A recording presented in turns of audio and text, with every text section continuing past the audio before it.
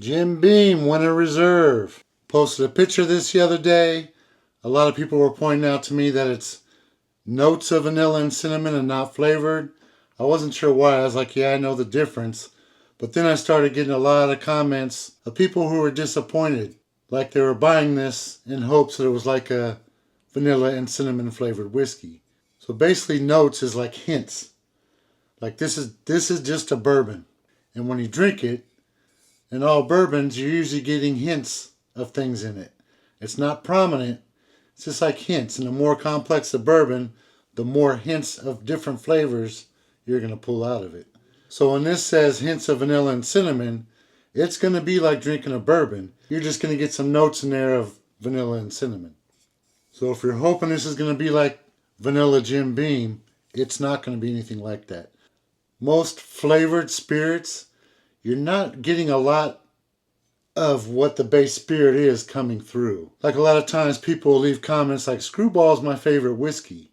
Definitely whiskey based, but it's full of peanut butter flavoring, so mostly all you're tasting is the peanut butter flavoring. And that's true of most flavored spirits. A lot of times a flavored spirit is probably closer to a liqueur than actually being classified as its base spirit, if that makes any sense. And I think if it's flavored, you have to call it like a flavored whiskey. You just can't say vanilla whiskey. You have to say vanilla flavored whiskey. So yeah, so notes, there's no flavoring added. It's just pulling these notes from probably the barrel that it rested in. Another difference is when something is infused as opposed to flavors, it usually sits in whatever it's being infused in, and then those are filtered back out. Definitely could taste what it's infused with, but it's not as strong as an artificial flavoring. This would be an example of an infused whiskey. This is Von Payne. It's infused with black currants.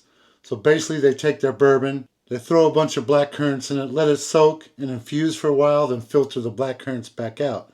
But it still leaves the black currant flavoring in the whiskey.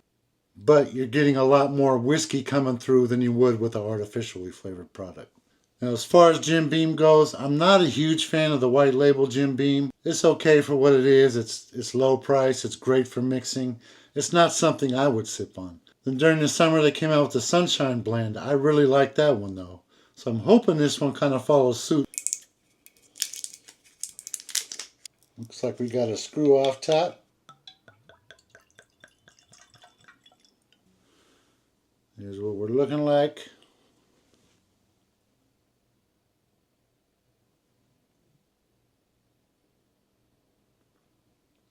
Definitely get the cinnamon.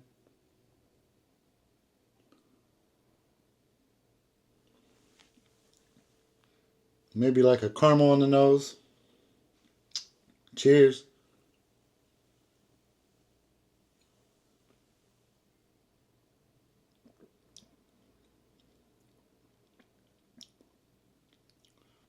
So I definitely get the notes of the vanilla and cinnamon in there. Got a little bit of heat to it. This one is 86 proof, by the way. It's actually not bad.